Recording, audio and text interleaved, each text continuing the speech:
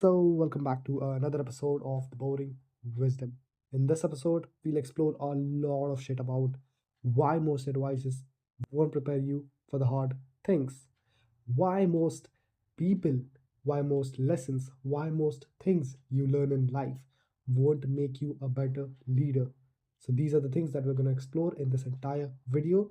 This is going to be a quick summary and the learnings from the hard thing about hard things. So let's start without any more further time waste. Point number one, the truth about leadership struggle. So from the distance, when you see leadership looks really glamorous, when you see an MLA, when you see a president, prime minister, or any kind of secretary or a CEO, it looks really great that you are a leader, this guy's a leader. But when you are in the trenches, it's messy and brutal. The Hard Thing About Hard Things by Ben Horowitz doesn't sugarcoat it. It's not about generic advice, it's about dealing with the chaos, tough decisions, and sleepless nights that every single leader faces at some point in his life, or maybe throughout his life.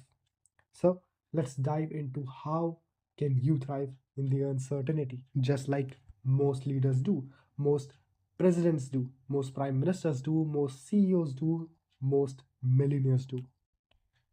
Point number two, there's no perfect playbook. Yes, you heard me right. There is no perfect playbook. This is the first hard truth. There is no one size fits all playbook for leadership. You cannot have all of the things predefined. You cannot have a playbook that includes all of the things that you want. So, waiting for the perfect answer about your business will paralyze you. So, instead, Ben, the author of this book, emphasizes embracing ambiguity, making decisions with incomplete information, even when you just have some sort of information, some sort of just idea that maybe it will work, maybe it won't. Just execute it. And let's see what happens. Learn to thrive under pressure. Point number three, make the tough calls. Being a leader means making the calls no one else wants to. It's all about the decisions that no one else can make. So, whether it's laying off an employee, pivoting your entire strategy, whatever that is, when there is the hardest decisions to make, everyone wants a leader. They want someone to look up to. These decisions will keep you up at night. So you have to understand that if you want to be a leader, you have to have guts to be that one. So Ben, the author of this book, suggests that focusing on the principles, not emotions, is the only way to become a true powerful leader. So all you have to do is ask yourself, what's the best for the company in the long term?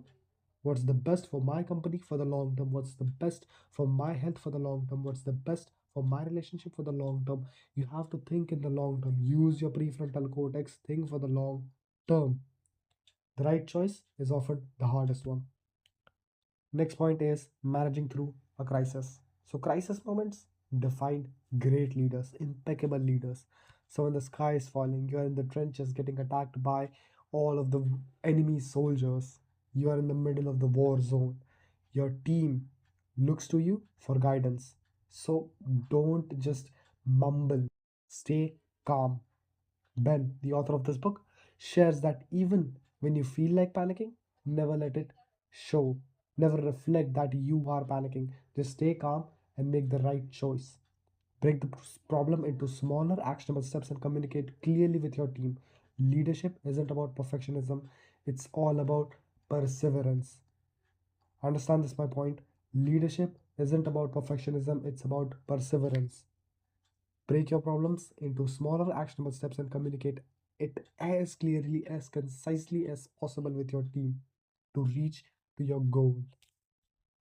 Next is be honest about the struggles. One surprising lesson that this book highlights is the power of honesty. Leaders often feel pressured to appear invincible, but showing vulnerabilities can build actually really great, strong trust. Admit when you don't know something and involve your team in finding solution. Authenticity creates a stronger, more connected team culture. So you don't have to pretend that you know everything. You don't have to pretend that you are the master of everything, jack of all trades, or something like that. If you don't know it, just admit it and learn it. Maybe build a team around it and let your team help you Figure that out. That authenticity will create a stronger, more connected team culture. Next, we have focus on the right metrics. So many leaders get caught in the vanity metrics. Numbers look really good, but they does not reflect their success. Say, for example, a company makes maybe $200 million in revenue, but how much do they get in profit?